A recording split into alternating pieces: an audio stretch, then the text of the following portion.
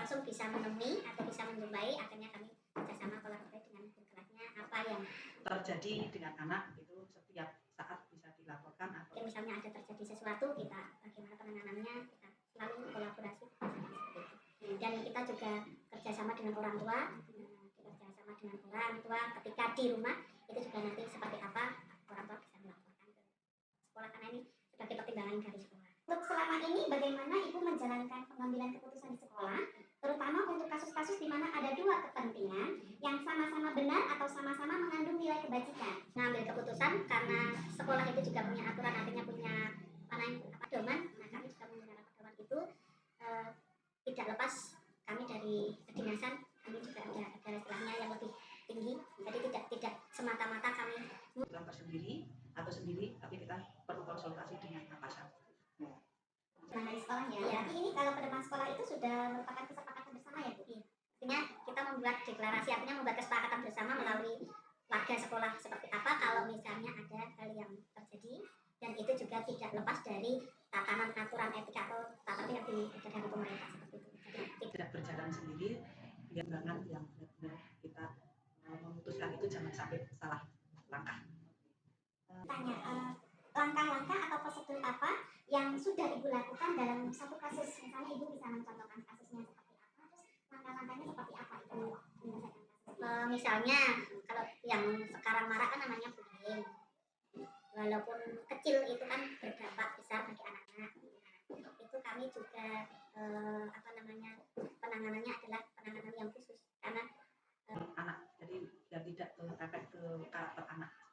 Jadi kami kumpulkan atau setiap saat kita memberikan bimbingan atau bimbingan yang mungkin istilahnya informasi tentang bullying, itu juga kerjasama dengan dinas yang lain atau dinas terkait itu untuk membantu. Jadi penanganannya seperti itu. Jadi ketika ada anak yang merasa mungkin terbully, kita bisa melakukan pemanggilan, kemudian setelah konfirmasi seperti apa, nanti baru tindakannya kita bersama dengan sekolah atau guru yang wali kelas seperti itu. Apa aja yang selama ini Ibu anggap efektif dalam pengambilan keputusan pada kasus-kasus dilema etika? Harus tepat sasaran dan jangan sampai itu menimbulkan masalah baru. Nah, jadi kita benar-benar harus selektif untuk mengambil keputusan tentang adanya misalnya ada kasus itu jangan sampai merugikan antara satu dengan yang lain, dan kalau bisa itu bullying kan yang benar-benar tidak ada, tapi tetap bullying itu kan bisa sekecil apapun terjadi. Namun kita bisa mensikapi dengan hal-hal yaitu tadi komunikasi yang baik antara mungkin orang tua, anak, guru, itu memang harus ada kerjasamanya yang baik juga. Terus hal apa saja yang selama ini merupakan tantangan dalam pengambilan keputusan yang Ibu lakukan? Tantangannya mungkin karena kadang orang tua, misalnya kita kolaborasi dengan orang tua, kalau ada tentang kejadian ini, kadang orang tua itu tidak rela, tidak tega menganggap anaknya itu mungkin ya benar, anaknya kadang seperti ini, karena memang itulah perbedaan karakter anak-anak. Ya di situ kita harus bisa kerjasama dengan orang tua seperti apa. Nah, nanti itu yang untuk makanya ini perlu istilahnya pendewasaan orang tua tentang hal ini juga. Apakah Ibu memiliki suatu tata cara atau jadwal dalam menyelesaikan sebuah kasus? Apakah Ibu langsung menyelesaikan atau menyesuaikan dengan jadwal? Masalahnya, kalau masalahnya itu segera, itu memang karena namanya suatu masalah, secepatnya kita selesaikan biar tidak istilahnya tidak berlarut, karena kalau semakin lama itu semakin justru tidak baik, karena nanti hubungannya dengan karakter anak untuk menimbulkan kebiasaan anak yang tidak baik ini. Jadi sesuai dengan kasusnya, mana yang harus ditangani terlebih dahulu, mana yang harus itu bisa berperiode atau periode, misalnya dengan kalau tentang apa yang ada bullying kan harus dengan sosialisasi itu kan juga perlu juga, jadi berperiode juga. Tapi kalau ada kasus yang mendesak itu memang segera diselesaikan, karena biar tidak berimbas ke berikutnya atau yang lainnya. Saya ingin tanya, adakah seseorang atau faktor-faktor yang selama ini mempermudah atau membantu Ibu dalam pengambilan keputusan dalam kasus-kasus dilema etika itu? Membantu mungkin ya banyak, karena kita di sekolah itu tidak sendiri, kita berkolaborasi dengan wali, terutama wali kelas, dengan orang tua, dengan anak itu kan kadang ada yang mempunyai masalah, ada yang tidak, itu kolaborasinya seperti itu. Jadi tidak semata-mata kita jalan sendiri, tetapi kita menggunakan kolaborasi tersebut. Jadi kalau misalnya di sekolah belum bisa menyelesaikan, dan ini kan kolaborasinya juga dengan instansi yang lain. mungkin dengan dinas, tapi alhamdulillah mungkin jangan ya yang itu, tetapi intern dulu. Kalau misalnya kan kita juga kerjasama dengan kepolisian, dengan dinas terkait. Nah, telah disampaikan Ibu, pembelajaran apa yang dapat Ibu petik dari pengalaman Ibu dalam pengambilan keputusan?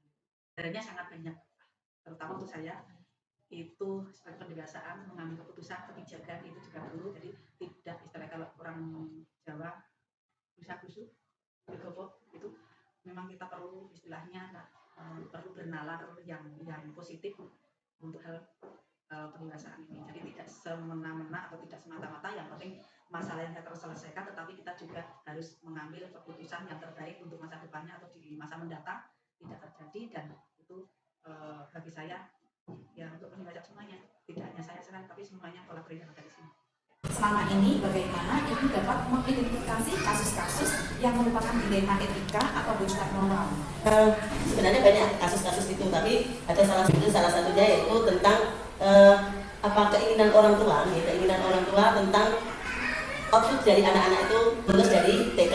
Jadi perlu saya sampaikan mungkin latar belakang wali murid yang ada di sini, itu sebagian besar dari kalangan menengah ke bawah. Kemudian pendidikannya juga kebanyakan SMP dan SMA, sehingga tuntutan dari wali murid itu kalau untuk anak-anaknya terlalu tinggi. Jadi intinya anak lulus TK itu mereka meminta harus sudah bisa calistung.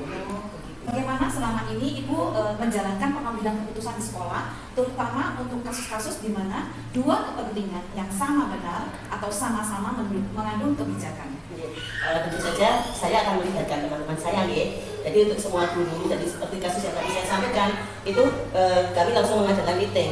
Jadi ini loh ternyata wali murid itu keinginannya seperti ini, sedangkan itu bertentangan dengan kita. Kalau anak PAUD yang benar itu harus seperti ini. Jadi dari meeting itu kita membuat sebuah keputusan apa yang akan kita lakukan nanti, agar wali murid juga tidak merasa kecewa dan mereka juga paham tentang anak PAUD itu apa yang akan kita laksanakan, seperti itu. Langkah-langkah atau prosedur seperti apa yang Ibu lakukan selama ini? Terima kasih. Sesudah kami berembuk dengan teman-teman saat guru itu, kemudian karena kami punya pengurus, kami punya yayasan, kami berada di bawah yayasan, kami juga program yang sudah kami sepakati tadi kami sampaikan ke yayasan. Dan program yang kami lakukan untuk kasus ini adalah kami akan memberikan semacam pengetahuan kepada wali murid itu tentang PAUD itu yang seperti apa. Jadi di sini kami ada program pertemuan setiap bulan itu dengan misalkan bulan ini kita parenting, kemudian bulan selanjutnya itu nanti kita pengajian wali murid, seperti itu. Hal apa saja yang selama ini Ibu anggap efektif dalam pengambilan keputusan pada kasus-kasus dilema etika? Yang itu harus ada konsekuensi antara kedua belah pihak. Jadi intinya yang pertama itu, jadi kita harus menyamakan persepsi mau dibawa kemana anak-anak kita itu. Jadi dengan wali murid itu diberikan pemahaman tentang kepautan, terutama tentang anak usia dini itu harus bagaimana. Dan tentu saja kami juga akan melibatkan beberapa pihak yang terkait. Nanti mungkin kita mengundang dari puskesmas, kemudian mengundang dari yang tahu tentang psikologi anak, terus tumbuh kembang anak, seperti itu. Hal apa saja yang selama ini merupakan tantangan dalam pengambilan keputusan pada kasus-kasus dilema etika? Tentu saja karena dari wali murid itu sendiri, kalau kasus saya itu kan mereka dari berbagai kalangan jadi latar belakangnya berbeda. Jadi kita harus bisa untuk memberikan sebuah gambaran biar persepsi kita itu sama, seperti itu. Jadi intinya komunikasi itu yang paling penting bagi kami kalau untuk menyelesaikan kasus yang seperti ini.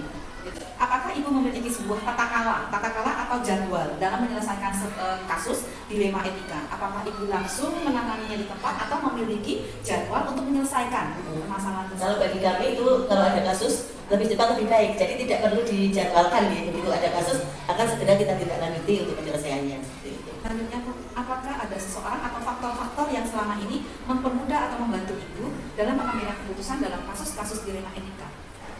Kalau selama ini kami dalam menyelesaikan sebuah kasus tetap musyawarah, jadi bersama-sama, tidak ada salah satu yang menonjol. Jadi intinya kami tetap berembuk dulu dalam satu sekolah itu bagaimana nanti sebaiknya dengan kasus seperti ini kita beri teman-teman itu kesempatan untuk mengemukakan pendapatnya, baru nanti kita simpulkan. Berarti Ibu semua hal yang telah Ibu sampaikan, pembelajaran apa yang dapat Ibu petik dari pengalaman Ibu dalam pengambilan keputusan? Pembelajaran yang saya petik adalah bahwa untuk menyelesaikan sebuah masalah itu kita perlu komunikasi. ada komunikasi, kemudian nanti kita bermusyawarah ini untuk mencapai mufakat. Jadi tidak ada salah satu yang merasa tidak dihargai pendapatnya. Jadi seperti itu. Untuk yang pertama, selama ini bagaimana Bapak dapat mengidentifikasi kasus-kasus yang merupakan dilema etika atau ujian moral? Mungkin kalau yang pertama adalah dilema etika yang saya rasakan berkenaan ketugasan saya sebagai kepala sekolah dan juga sebagai pengajar praktek ya Bu ya. Bukan curhat ya Bu ya. Nah kadang di pengajar praktek itu kita sering keluar untuk pendampingan individu untuk 5 CGP membutuhkan waktu yang lama.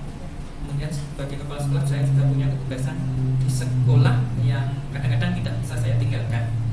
Jadi kadang-kadang saya harus menjalani kewajiban sebagai IPP, saat lagi saya menjalani kewajiban sebagai kepala sekolah. Jadi yang saya rasakan. Berarti waktu lama ini bagaimana Bapak menjalankan pengambilan keputusan di sekolah, terutama untuk kasus-kasus di mana ada dua kepentingan yang sama-sama benar atau sama-sama mengandung nilai kebajikan. Sekarang saya harus pandai-pandai memanajemen waktu saya. Salah satunya adalah membuat jadwal.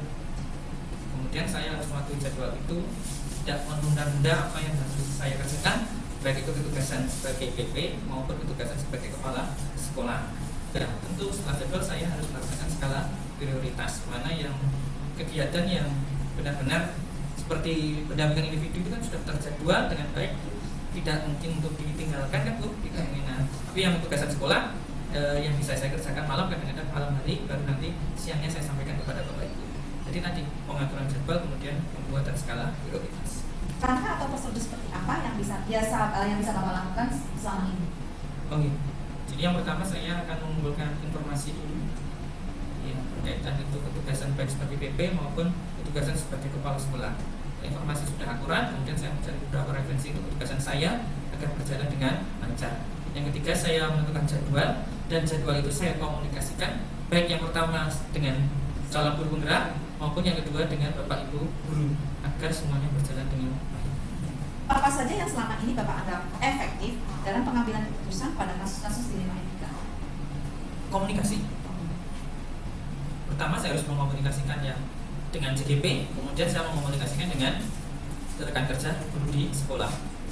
Ya, dengan komunikasi mereka juga tahu ritme alur ketugasan saya, sehingga mereka juga bisa menyiapkan, saya juga bisa menyiapkan dengan baik. Yang kedua adalah bermusyawarah. Ya, musyawarah dalam sini juga menghasilkan koordinasi Bu. Saya ada ketugasan yang di sekolah yang saya sudah menyiapkan alur kerjanya, mungkin nanti bisa juga dibantu oleh rekan guru yang lain. Tapi intinya ya saya mengkomunikasikan dulu, tidak serta-merta meninggalkan tugas sekolah yang lain. Hal apa saja yang selama ini merupakan tantangan dalam pengambilan keputusan pada kasus-kasus dilema etika Pak? Yang pertama, kadang kita dalam manajemen waktu, kadang kita tidak disiplin, sering menunda yang lain sehingga nanti akan berdampak ya. Dua-duanya berdampak.